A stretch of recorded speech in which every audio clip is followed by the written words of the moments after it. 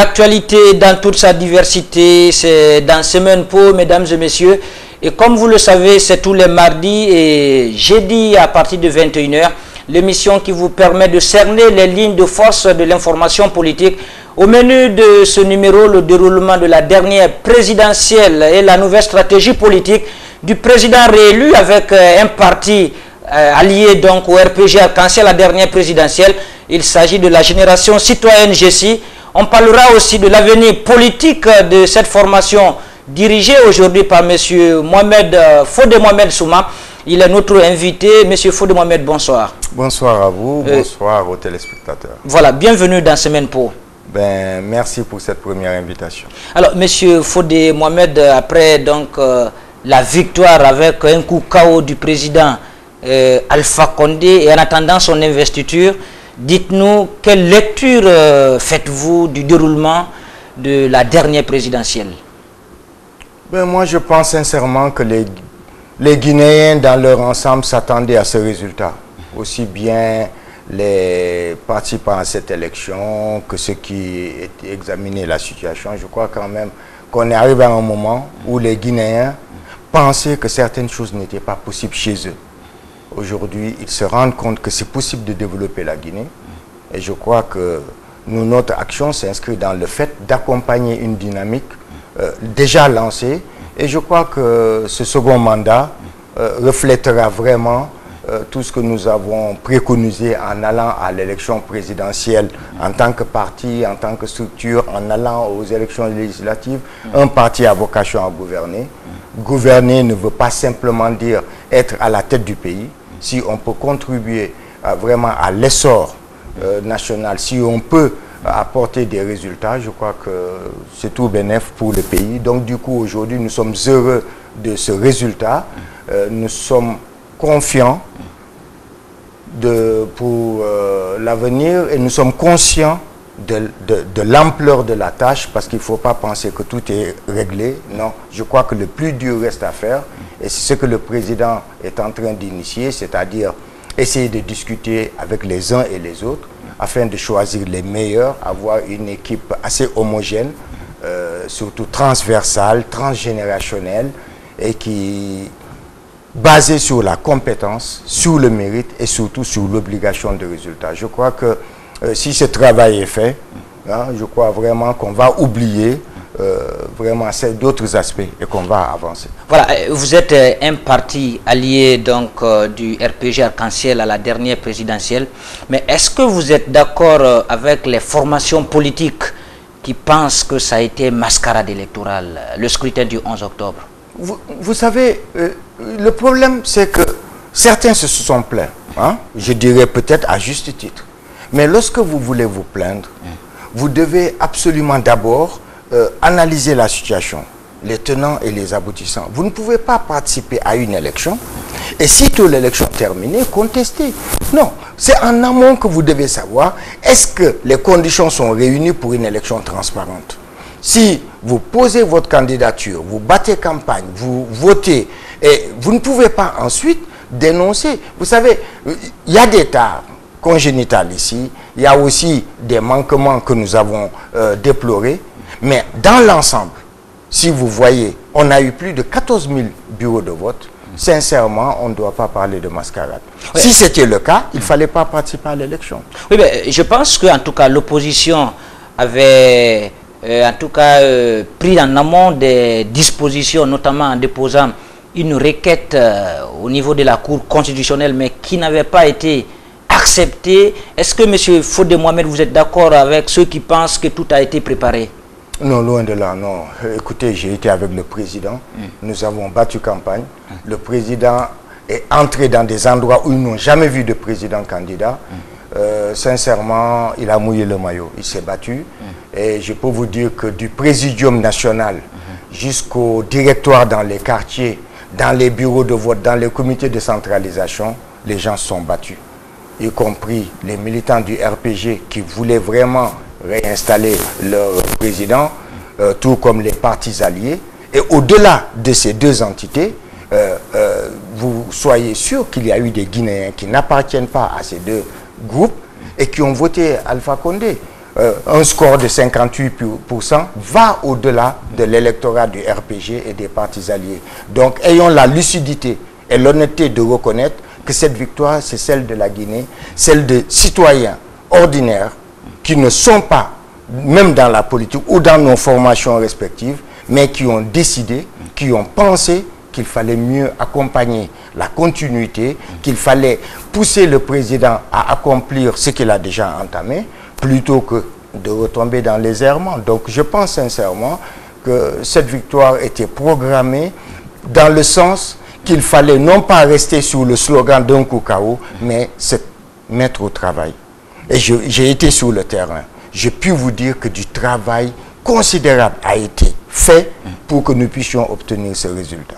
Alors, M. Fodé Mohamed, votre formation politique, la génération citoyenne, avant votre défaite aux législatives de 2013, vous avez appartenu à cette opposition aujourd'hui qui a mordu la poussière. Alors, à présent, vous avez scellé un mariage politique pour la présidentielle avec le camp présidentiel. Dites-nous, en contrepartie, qu'est-ce que vous aurez? Est-ce que c'est un département ministériel? Et expliquez-nous votre apport justement par rapport au scrutin présidentiel du 11 octobre.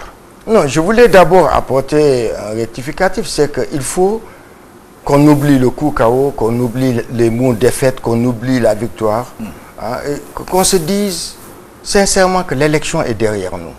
L'élection étant derrière nous, ce n'est pas la victoire d'un camp contre un autre, ce n'est pas la victoire de l'un contre l'autre, c'est la victoire de la Guinée. Parce que personne ne s'attendait à ce qu'on ait des élections apaisées, acceptées.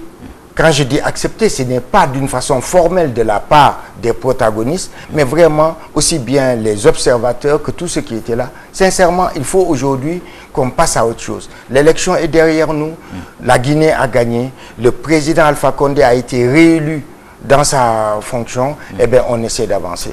Quant à la GECI, elle n'a jamais rien demandé, le président n'a non plus rien promis à personne, quiconque le dit serait démenti par lui. Oui, ben on apprend des sources concordantes, des sources très proches de la présidence, que M. Fodé Mohamed Souma pourrait faire partie de la nouvelle équipe gouvernementale. C'est possible. Fodé Mohamed Souma a des compétences. Fodé Mohamed Souma s'est battu. Fodé Mohamed Souma a voulu être président de ce pays. Fodé Mohamed Souma a la carrure, et un carnet d'adresses, et un background, et un passé, un parcours qui plaît pour lui. Donc si demain le président de la République estime que Fodé Mohamed Souma peut apporter quelque chose à la Guinée, ou que la GECI dans son ensemble peut apporter quelque chose pour la Guinée, et pourquoi pas, au-delà des alliés, mais des personnalités de la société civile, des personnalités de l'opposition, c'est-à-dire qu'il faut qu'on oublie ces étiquettes et ces colorations, qu'on aille vers un gouvernement vraiment transversal, comme je l'ai dit, transgénérationnel, et surtout sans coloration ethnique, politique et tout ce qui s'arrête. Si on prend les meilleurs d'entre nous, personne n'essaiera de savoir s'il faut de Mohamed Souma et Baga, ou si il était par-ci, par-là. Non, je crois sincèrement que si le président veut vraiment choisir les meilleurs d'entre nous, il faudrait qu'on aille au-delà des partis, au-delà des colorations ethniques, au-delà même du combat politique. Parce qu'aujourd'hui, le combat pour la Guinée, ce n'est pas le combat pour une élection. Donc, ils prennent les meilleurs d'entre nous. Et je pense sincèrement que Fodé Mohamed Souma fait partie des meilleurs. Alors, en tout cas, les gens ont été un peu surpris de voir votre revirement. Expliquez-nous le motif. Qu'est-ce qui vous a motivé à changer de veste? Ce n'est pas un revirement, ce n'est pas de la transhumance, ce n'est pas non plus renier ses valeurs. Nous avons appartenu à l'opposition parce que nous n'étions pas du côté de la mouvance. Au moment de l'élection, il fallait faire des choix. La GECI n'a pas eu de candidat. Il fallait choisir entre les différents partis qui étaient en lice, et on a estimé qu'il fallait donner une chance à la Guinée, faire en sorte que le président, ayant amorcé quelque chose, puisse être accompagné. Donc c'est naturellement que nous sommes venus vers le président. Personne n'est venu nous coopter, personne ne nous a pris par la main pour nous amener vers le président. Et aujourd'hui, c'est tout à fait normal, ayant soutenu un candidat élu, que nous fassions partie de la majorité présidentielle. Oui, mais est-ce que ce n'est pas la déception de l'échec des élections de 2013 pendant les législatives qui vous a aujourd'hui poussé vraiment à changer de camp complètement? Non, sincèrement, si je devais changer de camp, c'était depuis 2013. Si j'avais été déçu au point de vouloir rebondir ou vouloir répondre ou me venger ou je ne sais quoi, je crois que c'est depuis 2013 que j'aurais rejoint la mouvance présidentielle. Mais non, aujourd'hui, nous ne sommes pas de là. Aujourd'hui, c'est la majorité présidentielle. L'élection est terminée. Donc, sincèrement, nous sommes arrivés au moment où il fallait apporter un soutien à une action déjà entreprise, déjà entamée. Et je ne le regrette pas parce que j'ai horreur de l'échec. Je sais ce que ça m'a coûté d'avoir échoué aussi bien à la présidentielle qu'aux législatives. Moi, c'est la culture du résultat que je connais. J'ai jamais rien raté de ma vie. J'ai horreur d'échouer. Et soyez sûr qu'aujourd'hui, je suis un homme heureux parce que mon candidat a gagné. Alors, dites-nous, quel est l'apport que vous avez, en tout cas, mobilisé pendant ce scrutin, justement pour le coup KO? Est-ce que vous avez mobilisé suffisamment de fonds pour le président de la République pendant la campagne électorale? Dites-nous réellement ce que vous avez pu faire. Absolument. Je puis vous assurer que la victoire du président, d'abord, personne ne devrait tirer la couverture. Personne ne devrait dire que c'est grâce à moi que le président a gagné. Mais je puis vous dire que la GECI qui est arrivée 3e aux élections législatives à Kaloum a fait un travail conséquent. Ce n'était pas gagné d'avance. Il n'était pas dit que le président allait gagner à Kaloum. Il n'était pas dit qu'il allait gagner à Matam. À Ratoma, il a multiplié son score par près de 4. La GECI a fait un travail colossal pour obtenir ce résultat. Mais ce n'est pas la GECI à elle seule. Donc, d'autres se sont battus. Il y a eu les coordinations, il y a eu les présidiums, il y a eu toutes les structures mises en place. Et puis, au-delà, il y a des Guinéens, sincèrement, qui n'appartiennent ni à la GECI, ni à un parti allié, ni au RPG, qui ont dit « je préfère voter Alpha Condé ». Et je puis vous assurer que les scores, en tout cas partout où la GECI s'est impliquée, comme la France c'était un bastion imprenable. Eh bien la France, le président a gagné. C'est là-bas que je connais, j'y ai passé 30 ans et je puis vous dire que nous avons fait du boulot pour qu'il gagne. Et donc, ici, nous avons fait un travail de Kamayenne à Sonfonia et toute la corniche. Nous avons vraiment mouillé le maillot pour que cette victoire au premier tour soit une réalité. Mais j'aime pas du tout ce mot coup KO. Mais bon, soit, on l'accepte.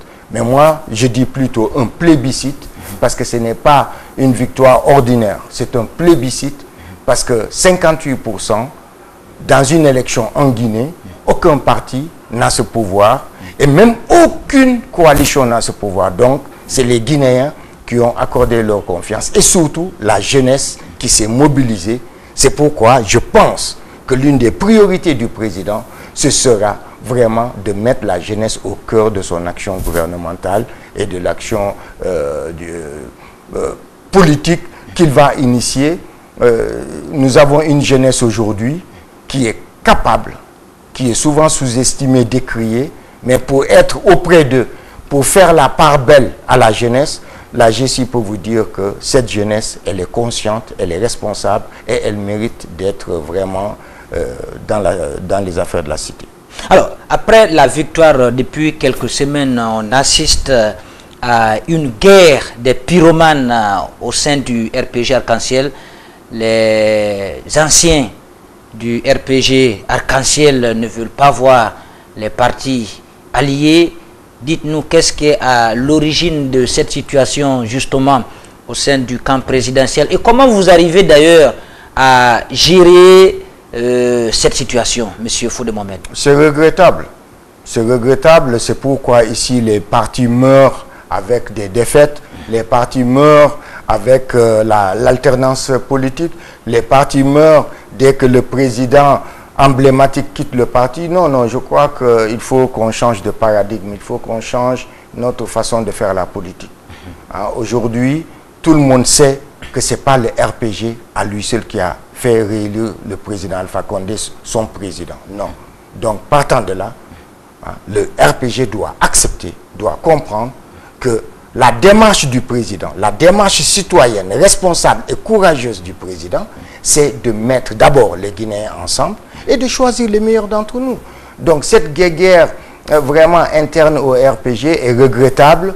Quand on estime qu'on est les premiers, qu'on doit être les premiers récompensés, on a été ceux qui ont souffert, ceux qui sont là, ce qu'on appelle les combattants de la première heure et qu'on n'accepte pas ceux de la 25e heure. Je crois que c'est vraiment quelque chose qui est spécifique à la Guinée, que je regrette, parce que dans beaucoup de pays, même en Afrique, lorsqu'on va à un combat, on prend en compte tous les paramètres, tous les alliés, toutes les forces, et surtout on a une lecture de vraiment la trame de l'élection. Oui, mais est-ce que vous ne pensez pas que c'est le président de la République lui-même qui est en train d'entretenir cette politique de gribouille? Parce qu'on a quand même vu après son élection en 2010, il avait juré sur la croix et la bannière qu'il n'allait jamais travailler avec les caciques du PUP, mais après son élection en 2010, il s'est fait complètement embourber donc, par ces vieux démons. Donc du coup, ça portait même préjudice à ces 5 ans de gestion. Est-ce qu'il ne va pas se retrouver dans la même situation s'il acceptait d'obéir au pied de la lettre aux sentiments politiques du RPG Arc-en-Ciel? Non, il ne faut pas chercher de bouc émissaire. Hein, le premier responsable des difficultés du pouvoir, le président Alpha Condé en est responsable. Je crois que quand on est président, on choisit ces gens, on décide de tout. Donc il ne faut pas dire que c'est la faute aux autres. Non, le président a choisi ses collaborateurs. Donc si le succès est mitigé, si les résultats ne sont pas probants, c'est d'abord de la responsabilité du président. Moi j'estime en tout cas qu'il y a eu beaucoup de politique au début. Il s'est rattrapé. Et je puis vous dire qu'aujourd'hui, il a compris que s'il avait besoin d'alliance, s'il avait besoin de collaborer, de se compromettre, s'il avait besoin de compromis, s'il avait besoin de compromission, c'est fini. Aujourd'hui, il a un second mandat et donc, il a, en tout cas, je l'ai écouté, il a l'ambition d'entrer dans l'histoire de son pays, il a l'ambition de mettre les Guinéens ensemble, il a l'ambition de choisir les meilleurs. Mais que ces meilleurs soient au sein du RPG ou ailleurs, pourvu que la Guinée soit dirigée par les meilleurs. Mais il ne faut pas dédouaner le président en disant ce sont les autres. Non, c'est le président qui choisit.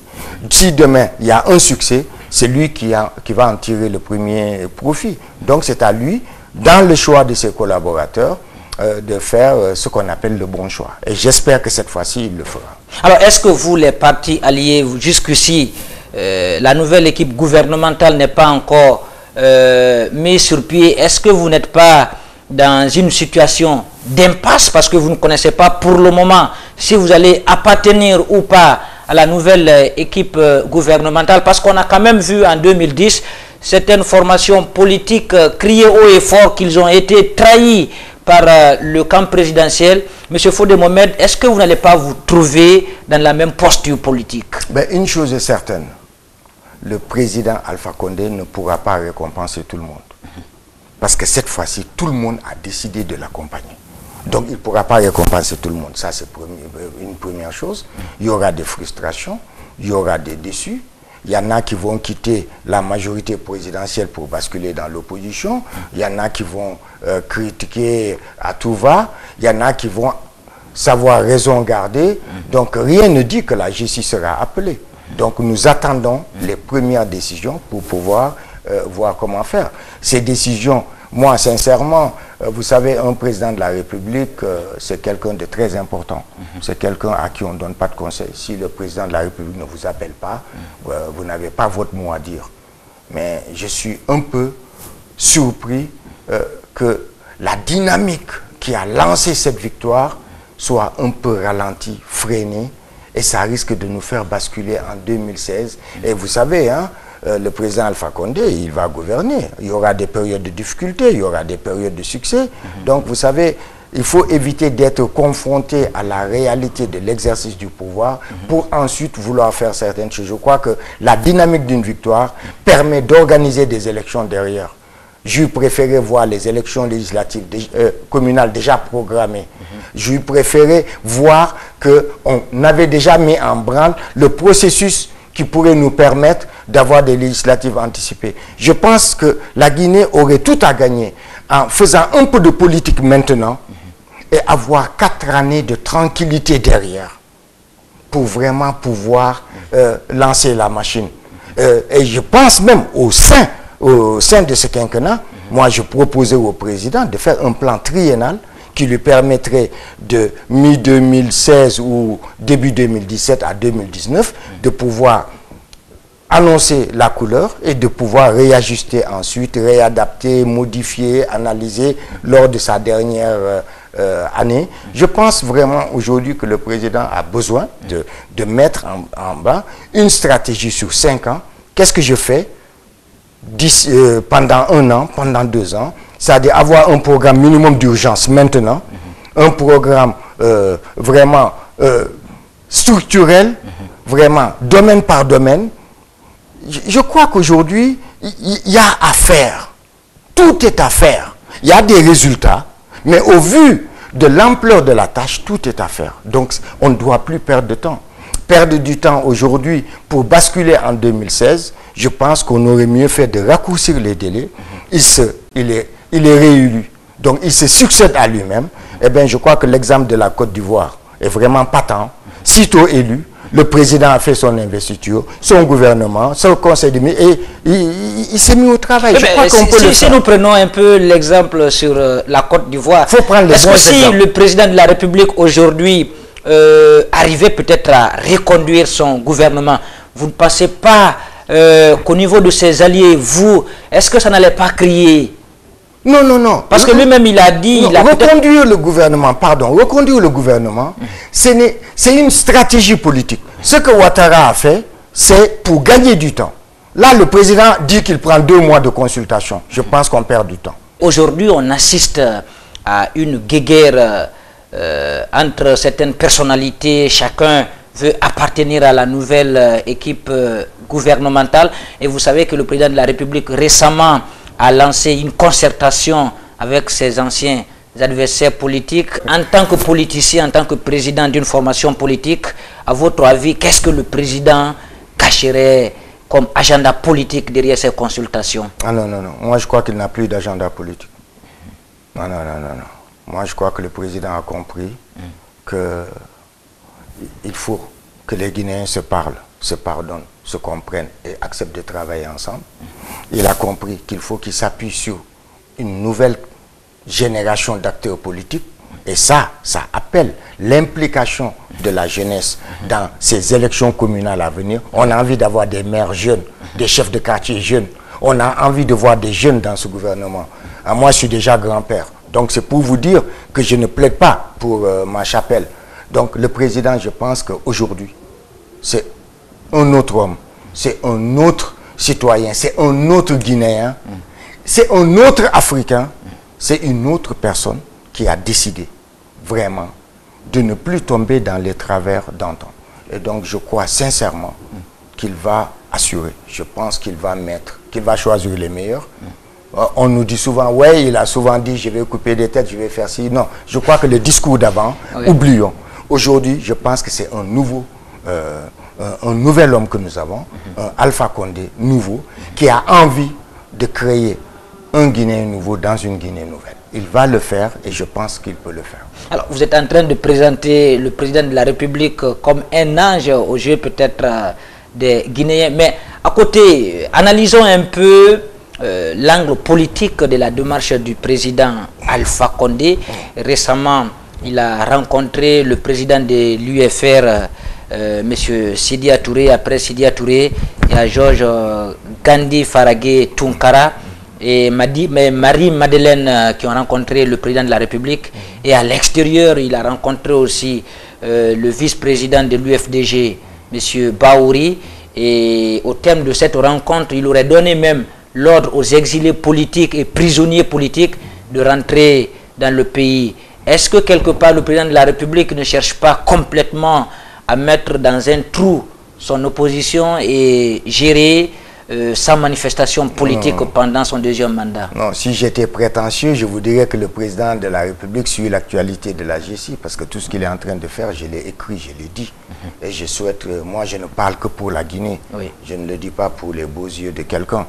Je pense qu'on sort d'une gouvernance orageuse, le président a compris qu'il faut apaiser la situation. Et donc, moi je souhaiterais demain qu'il s'assoie avec Cellou Dalein, qu'il s'assoie avec tout le monde, qu'il discute avec tout le monde. Moi, je pense que la Guinée en a besoin. On a besoin de ça pour attirer les gens, pour changer l'image du pays. Oui, mais est-ce que vous ne vous reprochez pas de quelque chose? Est-ce que vous n'êtes pas des partis, en tout cas, qui ont participé justement à la division de l'opposition guinéenne? Non, non, non. Sincèrement, je ne renie rien. Non. Je me suis battu pour que l'opposition soit majoritaire dans ce pays pour servir de contre-pouvoir. Eh bien, aujourd'hui, la réelle politique fait que j'ai envie de me battre pour que le président ait sa majorité absolue pour mener à bien le programme pour lequel les Guinéens l'ont élu. Donc, il n'y a pas deux poids, deux mesures. J'ai été opposant pour que la Guinée avance, pas pour que la Guinée s'arrête, pas pour combattre Mordicus, le président de la République. Je voulais que la Guinée évolue. Donc, si je peux être acteur, si je peux de l'intérieur faire changer les choses, écoutez, c'est un raccourci qui me convient parfaitement. Alors, quelle analyse faites-vous aujourd'hui de l'isolement de l'UFDG par les autres formations politiques? Ah non, l'UFDG n'est pas isolé, je suis désolé. L'UFDG, c'est la première force politique du pays. L'UFDG n'est pas isolé. Les choses sont faites telles qu'aujourd'hui, l'UFDG est seule et elle se trouve dans une autre posture. Je pense que la stratégie de l'UFDG n'a pas été bonne. D'où l'absence d'alliés à ses côtés, d'où des atermoiements, des tâtonnements. Non, ça c'est une question interne à l'UFDG. Mais moi je souhaite que l'UFDG se relève, qu'elle se redresse. La Guinée a besoin de contre-pouvoir. Aujourd'hui je suis avec le président Alpha Condé, je veux l'aider à réussir. Mais si en face on a une opposition qui puisse servir de levier de contre-pouvoir, j'applaudis des deux mains. Et d'ailleurs, c'est ça qui donne une certaine qualité à notre démocratie. Fodé Mohamed Souma, nous arrivons donc au terme de cette émission. Alors, à présent, votre parti donc, a signé un mariage politique avec le RPG Arc-en-Ciel au compte de la présidentielle du 11 octobre. Alors, dites-nous très rapidement quelles sont les propositions que vous faites aujourd'hui au président de la République justement pour redorer le blason pendant son deuxième mandat. Je regrette qu'on ait pris trop de temps. J'estime que le président se succède à lui-même. Ce n'est pas une question de constitution ou de constitutionnalité ou encore une fois d'avoir tordu le cou à notre constitution. Je pense qu'en se succédant à lui-même, on pouvait vraiment, d'une façon consensuelle, avancer. Je pense que du moment que ce qui est constitutionnel, c'est la déclaration définitive, hein, pour la proclamation des résultats définitifs. Du moment que c'est fait, je pense que dans la foulée, le président aurait déjà dû lancer la machine. Est-ce que vous avez un appel à lancer à l'endroit des acteurs politiques, à l'endroit des Guinéens justement, pour la consolidation du processus démocratique? Je crois m'être beaucoup adressé au président. Là, je m'adresse aux Guinéens. D'abord, la jeunesse. Il faut que vous, les jeunes, vous vous leviez. Il faut que vous vous impliquiez. Il ne faut plus que cette mandature se fasse sur votre dos ou sans vous. Je crois qu'aujourd'hui, vous devez vous organiser à être les prochains maires, chefs de quartier, à pouvoir préparer vraiment un processus qui pourrait vous permettre de prendre le pouvoir demain, si j'ose dire, en 2020, comme c'est programmé. Je souhaite que vous investissiez la cité, que vous soyez acteurs et non plus spectateurs. Je demande aussi à notre diaspora, en tout cas, on fera en sorte que le président fasse la part belle à cette diaspora qui regorge de compétences, qui possède une manne financière conséquente, qui peut aider la Guinée à se développer. C'est la fin de cette émission. Je rappelle que nous étions avec le président du parti Génération Citoyenne. Monsieur Fodé Mohamed, merci d'être passé sur Évasion. Je vous remercie pour cette première invitation. C'est avec plaisir que je reviendrai. En tout cas, du courage. Et essayons, vous, en tout cas, j'ai oublié de féliciter la synergie des radios.